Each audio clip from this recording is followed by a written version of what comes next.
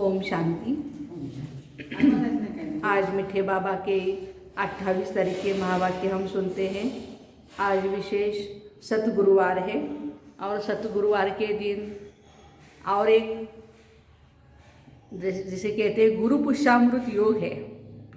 गुरु के सदगुरु के साथ हम जब रहते हैं तो सदगुरु हमें मालामाल करते हैं और सदगुरु का काम ही होता है कि पावन बना करके बच्चों को साथ में अपने घर ले जाना।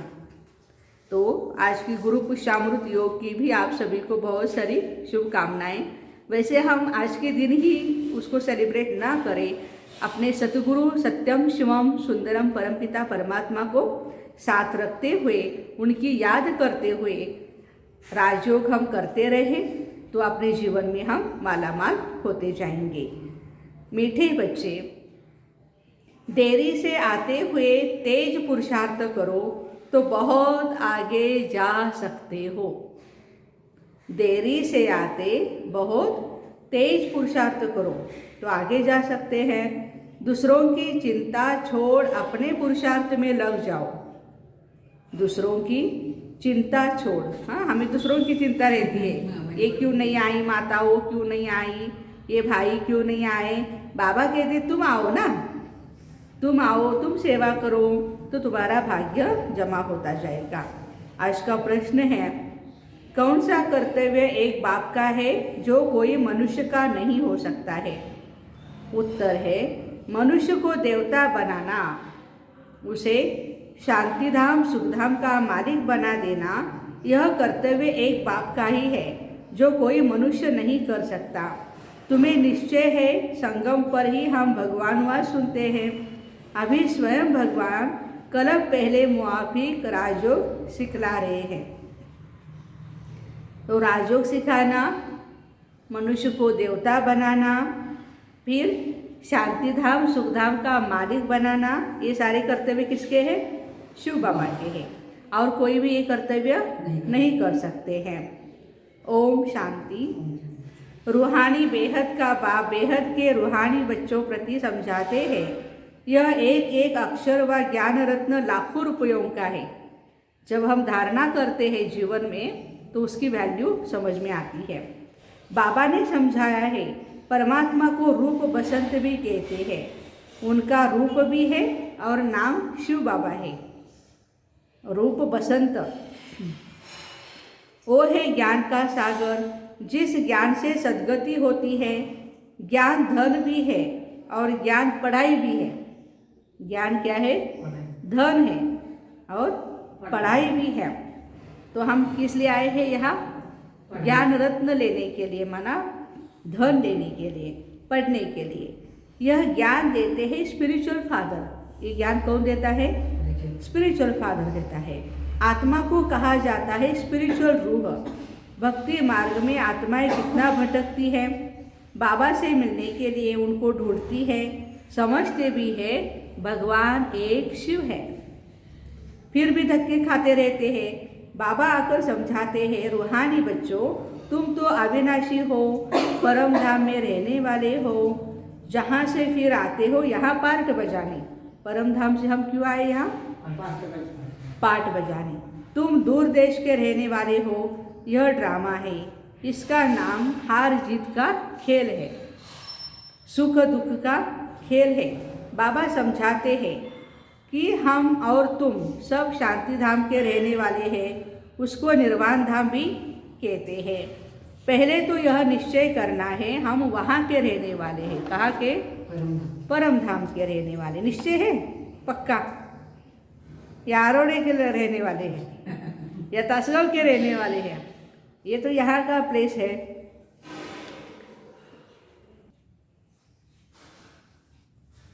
हम आत्मा का स्वधर्म है शांत।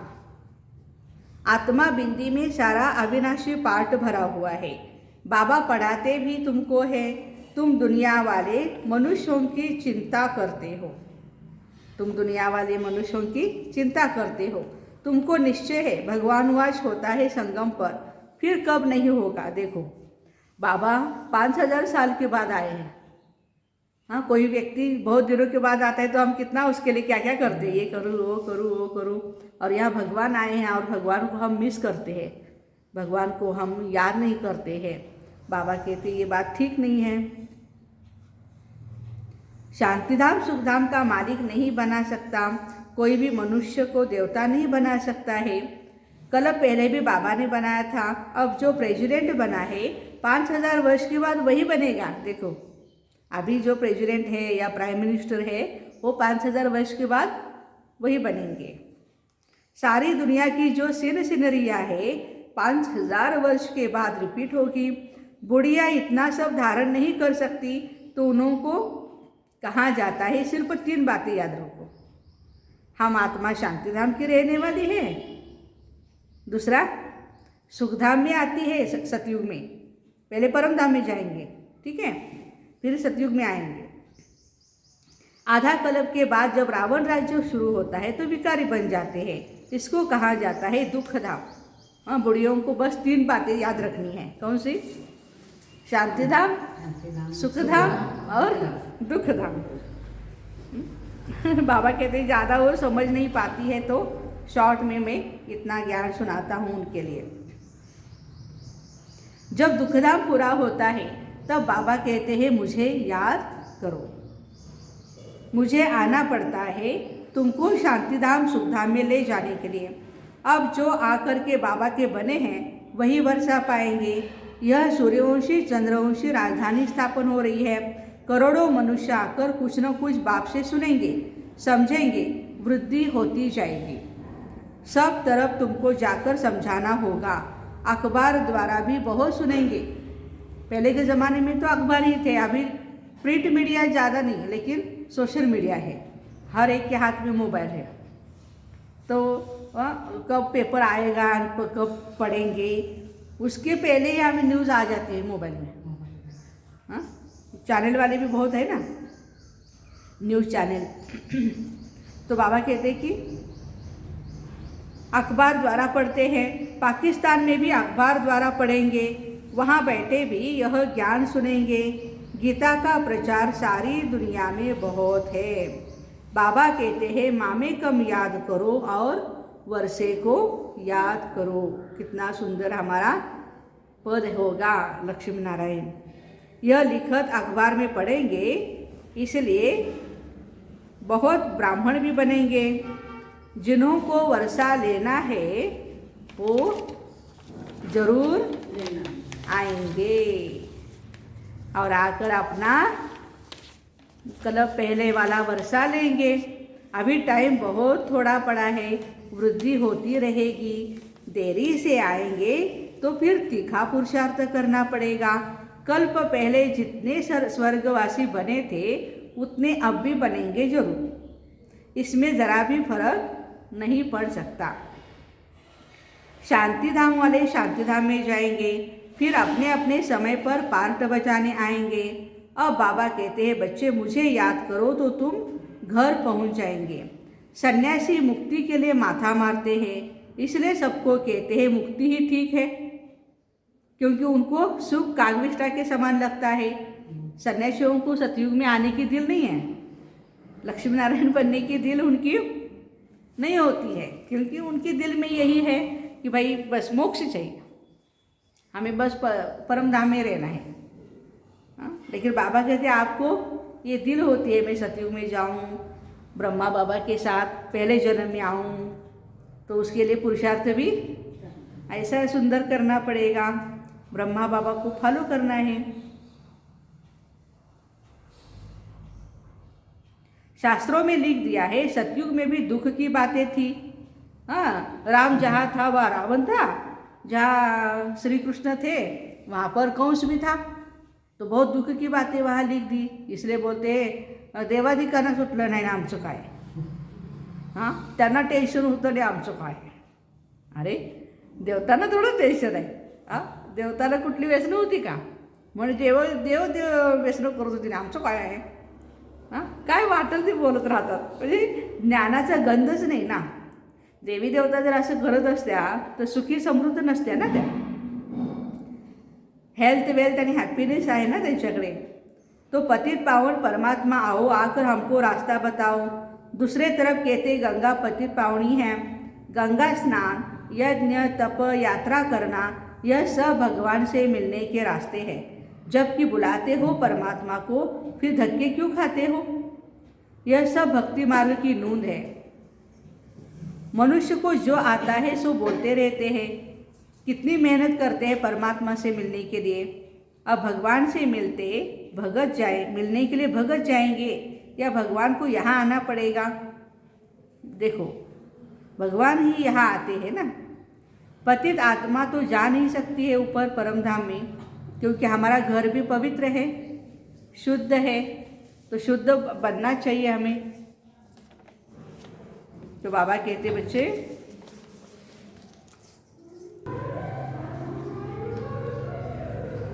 तो परमात्मा कहते हैं कि तुम भी पवित्र बन उनके पीछे चले जाएंगे। पतित आत्मा जा नहीं सकती, इसलिए बाबा को आना पड़ता है। सभी आत्माओं का पंडा बनते हैं बाबा।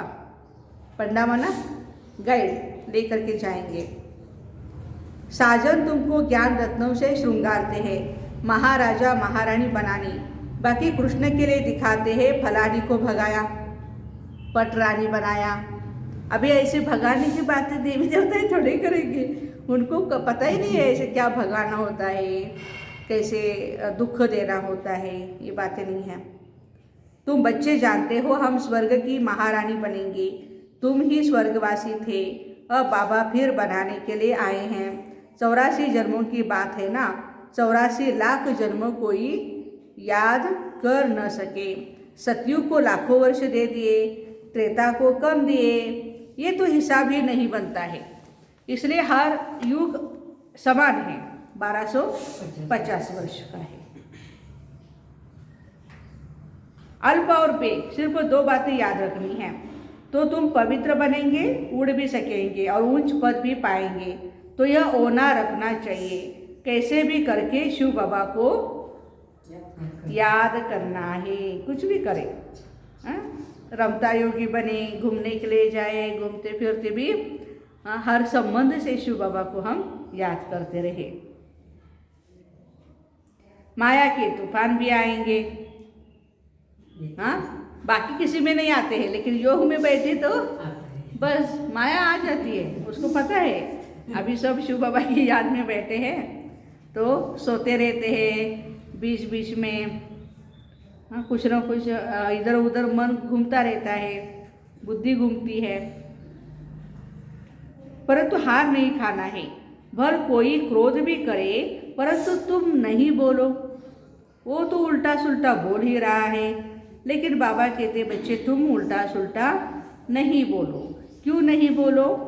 एक से फिर दूसरी ताली बजेगी, तीसरी ताली बजेगी, और ऐसे ही वातावरण बनेगा। इसलिए बाबा कहते कोई क्रोध करता है तो तुम्हें कुछ भी नहीं बोलना है। सन्यासी भी कहते हैं मुख में ताबीज डाल दो, शांति बनाए रखने के लिए मुख में ताबीज डाल दो, तो वह बोल बोल करके चुप हो जाएगा। हाँ, कोई हमें उल्टा सुल्टा बोलता है तो जवाब रिटर्न में उसको बिल्कुल नहीं देना है। एक चुप 100 सुख। उल्टा जवाब देंगे तो और ही आग, क्या कहते हैं, आग में तेल डालेंगे, फिर ऐसे ही बढ़ता जाएगा वो। इसलिए बाबा कहते बच्चे ताबीज डाल दो। बाबा कहते कोई क्रोध से बोले तो तुम शांत होकर देखते रहो।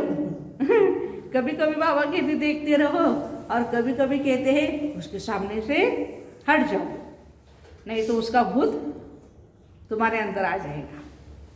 हाँ, तो बाबा परिस्थिति प्रमाण राय देते हैं। कोई भी हालत में तुम्हें शिव बाबा को याद करना है, कुछ भी हो जाए, क्या क्या करे, कैसे करे, वो आप देखो बाबा कहते हैं, लेकिन मुझे याद करना है। बाबा की याद से ही वर्षा भी याद आएगा। तुम्हारे अतीन्द्रिय सुख का गायन है। हम 21 जन्म के लिए स्वर्ग के परिजादे बनेंगे, वहाँ दुख का नाम नहीं होगा। तुम 50-60 जन्म सुख भोगते हो। देखो 84 जन्मों में 50-60 जन्म हम सुख भोगते हैं। किती राहिले मग? 70-80, आणि 484 एक 20-24 वर्ष फक्त काहीतरी दुःख मिळत असलं आम्हाला. पण तेवढ्याचं पण आगडम बगडम काय सांगू, मला कसलं दुःख आहे. किती सांगू तुम्हाला. मी हाय माहिती नसते अज्ञानामुळे लोकांना माहीत नसते. नाही आपल्या बिकेचं सांगतोय. बाबाने सांगितले 60 जन्म तुम्ही सुखात घालवलेत. काय कमी आहे? 60 जन्म. तो बाबा कहते बच्चे देखो, सुख का भी हिसाब जास्ती है. बाबा के बच्चों को सुख बहुत है, जास्ती है. मना 75%, 75% हमें सुख है और 25% दुःख है. लेकिन उस दुःख का कितना गाईड करते. मी हाय म्हणून हाय बघा, नाही दुसरं कोण असतं तर काय करणं होतं बघा. म्हणजे प्रत्येक जण आपसंच म्हणते माझ्या संसारात मी आहे म्हणून संसार चाललाय, नसते तर काय खाल्लं असते हे कुणास ठाऊक. म्हणजे बाबा सांगतात असं नाही आहे बच्चे, प्रत्येकाचा पार्ट आहे. तुम्हारे पास धन भी बहुत होता है सतयुग में, और अभी भी देखो कलयुग में भी बाबा ने हमें, संगम युग में भी हमारे जितना हमें चाहिए उससे भी ज़्यादा रखा है. आप मानते हो कि नहीं मोरे सर? भगवान ने बहुत दिया है. सतयुग में तो वो तो एक गीता बहन की क्लास में उन्होंने बहुत अच्छा बोला था. सुरेश भाई जी के साथ आते हैं ना गीता बहन हमारी, तो उन्होंने क्लास में कहा था कि हमारे कर्म इतने अच्छे हो कि भगवान भी छप्पर फाड़ के देने के लिए हमें मजबूर हो जाए. माना इसके कर्म अच्छे हैं ना, चलो इसको देना ही है, कुछ भी हो जाए. मांगने के संस्कार नहीं. मांगने से बाबा कहते मरना भला. कुछ समय पहले यहाँ बहुत सस्ता अनाज था. बाबा के समय में कितनी सस्ताई थी देखो. राजाओं की बड़ी राजाई थी. बाबा ने 10 आणे मण बाजरी बेची है. 10 आणे, 4 आणे, 4 आणे बघितलेत, 8 आणे बघितलेत आपण, 10 आणे मण. मण म्हणजे किती? 100 किलो. आणि आता काय येते हो, ते पैसेच गेले बाजूला सोडा. आत्ता 100 किलो घ्यायचं झालं किती रुपये? 5,000 रुपये. 5,000 रुपये. बघा म्हणजे ज्वारी गहू ज्वारी दोन्ही पण रेट तेच आहेत. बघा उलट गावापेक्षा ज्वारीचं जास्त. 3,000, 4,000, 5,000 बघून क्वालिटी. क्वालिटी. तो उनसे भी आगे कितनी सस्ताई होगी. मनुष्य थोड़े होंगे, अन्न की परवाह नहीं होगी. अब यह तो याद रहना चाहिए, पहले हम घर जाकर फिर नई दुनिया में आकर नया पार्ट बजाएंगे. वहाँ हमारा शरीर भी सतोप्रधान तत्वों से बनेगा. कभी कभी इन ख्यालों में जाना कि कितना सुंदर होगा शरीर वो सतयुग का. कोई बीमारी नहीं, कुछ नहीं, कुछ नहीं.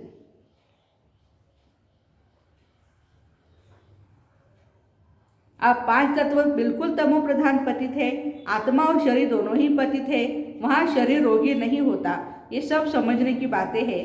बच्चों को यहाँ अच्छी रीति समझाया जाता है. फिर घर में जाकर बच्चे बहुत याद करते हैं, भूल जाते हैं बच्चे. माया बैठी है ना वहाँ. यहाँ बादल भर कर कितना खुश होते हैं और बाहर जाने से रफू चक्कर. इथं फुगा मस्त फुगतो आणि बाहेर कुठं तरी जरा पिन लागते.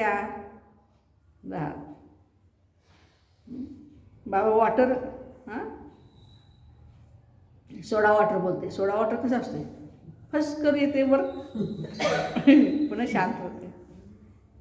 यहाँ बादल भर कर कितना खुश होते मधुबन में आकर, फिर बाहर जाने से भूल जाते. आगे रास विलास बहुत चलता था, फिर वह सब बंद कर दिया बाबा ने.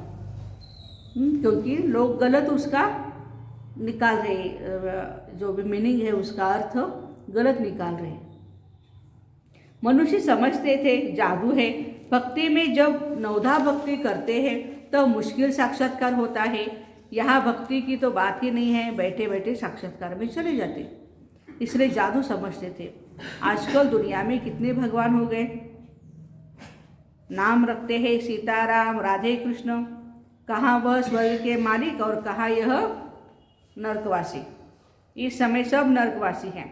सीढ़ी में साफ दिखाया है, सीढ़ी बच्चों ने अपने विचार सागर मंथन से बनाई है। बाबा देख बहुत खुश होता है।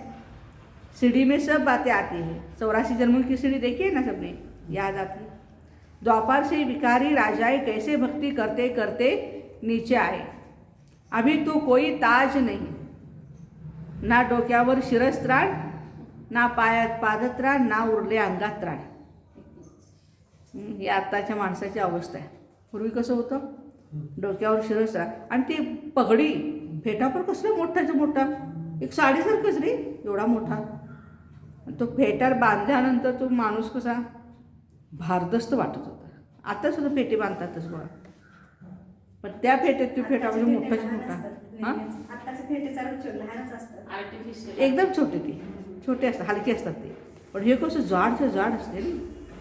हां, आता बाबा सांगतात सतयुगामध्ये कसं तुम्हाला डबल ताज हलका होता, आणि आता गांधी टोपी आली ती पण गेली. केस होती माणसाच्या डोक्यावरती पूर्वी, आता टेन्शन ती पण जायला लागली. तो बाबा कहते चित्र पर समझाना बहुत सहज है. 84 जन्मों में कैसे उतरती कला होती है, फिर चढ़ती कला होती है. गाते हुए है चढ़ती कला तेरे भाने, बोलो सर्व का भला. आप मुरली के लिए आ रहे हो, आपको देख करके और लोग आएंगे. आप ऐसा मत कहो कि मैं तो जाती हूँ, कोई लोग नहीं आते, मैं क्या करूँ. नहीं, आपका प्रभाव लोगों पर जरूर पड़ेगा. तो हमारी चढ़ती कला माना सबका भला. बाबा आकर सबको सुख देते हैं. सब पुकारते हैं बाबा, बाबा हमारा दुख हरो, सुख दो. परंतु कैसे दुख हरते हैं, सुख देते हैं, किसको मालूम नहीं. आजकल मनुष्य गीता कंठ कर सुनाते, नक्शल में अर्थ समझाते, संस्कृत में श्लोक कंठ करके सुनाते, तो कह देते यह महात्मा बहुत अच्छा है, संस्कृत में सिखाता है, पढ़ाता है, बहुत विद्वान है, पंडित है. लाखों मनुष्य जाकर उसके पाँव पड़ते हैं. उस पढ़ाई में, लौकिक पढ़ाई में 15-20 वर्ष लग जाते हैं. कहते ना 25 वर्ष तक पढ़ाई, फिर आगे के 25 वर्ष तक कमाई, फिर आगे के 25 साल तक दवाई, और फिर विदाई. 75 साल के बाद क्या होगा, विदाई होगी. तो उन्होंने कोई बुद्धिमान होते हैं तो झट श्लोक आदि कंठ कर सुनाने लगते हैं. तो उनके पास ढेर पैसे इकट्ठे होते हैं. ये सब कमाई के रास्ते हैं. जब कोई देवाला मारता है तो भी जाकर संन्यास कर धारण करता है, तो सब चिंताएं दूर हो जाती है. फिर कुछ न कुछ मंत्र यंत्र याद कर लेते हैं, चक्र लगाते रहते हैं. हाँ, धंधा में, बिजनेस में घाटा पड़ गया, सब कुछ छोड़ा, बच्चे, बाल बच्चे, बीवी, और बस सन्यासी बन गए. इधर उधर घूमने लगे, चक्कर लगाते, ट्रेन में भी चक्कर लगाते रहते हैं. यहाँ तो बाबा कहते अपने को आत्मा समझ, मुझ बाप को प्यार से याद करो. बाप और आत्माएं सब निराकारी दुनिया में रहती है, वहाँ से साकारी दुनिया में आती है पाठ बजाने. अब नाटक पूरा होता है, तुम तमो प्रधान होने के कारण वापस जा नहीं सकते हो. अब बाबा आए हैं तुमको सतो प्रधान बनाने. सभी अपने घर जाएंगे ना. तैयारी हो गई घर जाने के लिए? चलो बाबा ले चलो, जब आपको आपकी दिल हो. लेकिन यहाँ का हिसाब किताब भी क्लियर होना चाहिए ना. वहाँ से साकारी दुनिया में आते हैं पाठ बजाने. अब नाटक पूरा होता है. बाबा आए हैं तुमको सतो प्रधान बनाने के लिए. बाकी स्वर्ग में सिर्फ देवी देवताओं का राज होगा. शांतिधाम, सुखधाम, दुखधाम कब कब था ये किसकी बुद्धि में नहीं है, क्योंकि घोर अंधियारे में है. समझते हैं कलयुग का अंत अजून इतने 1000 वर्ष के बाद होगा. वही हिसाब ही नाही. मनुष्य बढ़ते जाते, अन्न मिळता नाही. देखो, म्हणून बाबा म्हणतात ना अन्नाची नासाडी नाही करायची. खूप असे लोक आहेत बघा, अन्न मिळत नाही त्यांना खायला. खूप लोक आहेत समाजात. आणि काही असे आहेत की हॉटेलमध्ये जाऊन हाय त्या ताटातच जेवण भरपूर आहे शिल्लक, आणि त्यातच हात धुतात. नाही. काही असे आपले समाजसेवक पण आहेत मुलं, ते असं शिल्लक राहिलेलं अन्न काय करतात, घेतात आणि गोरगरिबांना, कुठं वसाहती असतात ना अशा, त्यांना ते देतात. सगळ्यात मोठं काम आहे हे, एखाद्याच्या पोटाची आग शमवणं. एक छोटा मुलगा, आई कॅन्सरनं पीडित होती, तिला ॲडमिट केलं होतं आणि वडील नव्हते, छोटा आई आणि तोच राहत होता. मग आईला हॉस्पिटलमध्ये ॲडमिट केल्यानंतर त्याला एकट्याला घरी कसं ठेवायचं म्हणून त्याला पण घेऊन गेले. त्यानं बघितलं की आपल्याला पण जेवत नाही आणि असे आपल्यासारखी कितीतरी लोक आहेत हॉस्पिटलमध्ये की त्यांना जेवायला मिळत नाही. मग त्यानं काय केलं, एक बोर्डवर पुठ्ठ्यावर लिहिलं की मला अन्न द्या म्हणून, आणि हातामध्ये पिशवी घेऊन जिथं जास्त श्रीमंत लोक आहेत जेवायला बसलेले, त्यांचं अन्न शिल्लक राहिलेलं ते कचरा कुंडीतच टाकणार आहे. मग त्यांनी त्या पिशवीत गोळा केलं सगळ्यांना, आपण पण खाल्लं, आईला दिलं आणि आपल्यासारखे असणाऱ्या लोकांना पण त्यानं वाटलं. आणि अशी खूप लोक आहेत, हॉस्पिटलच्या जवळच त्यांनी कॅन्टीन चालू केलेलं आहे.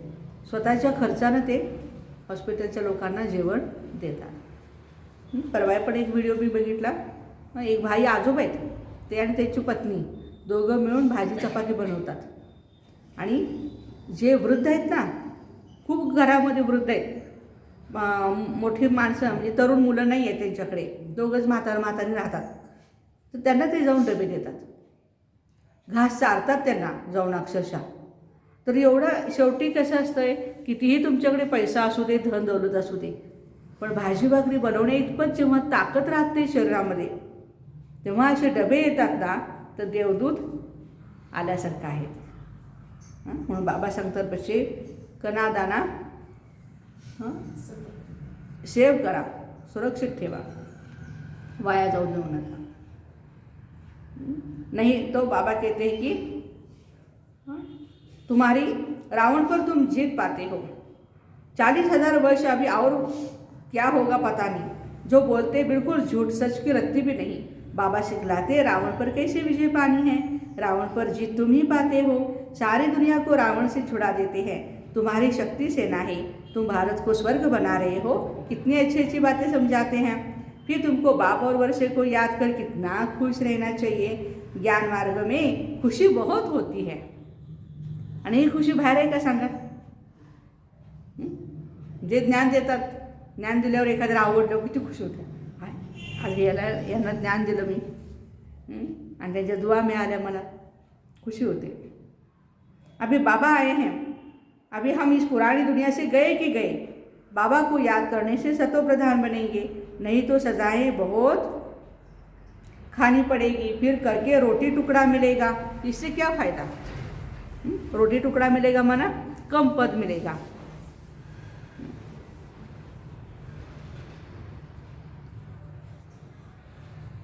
जितना हो सके अपना पुरुषार्थ करना है, श्रीमत पर चलना है, कदम कदम पर बाबा से राय लेनी है.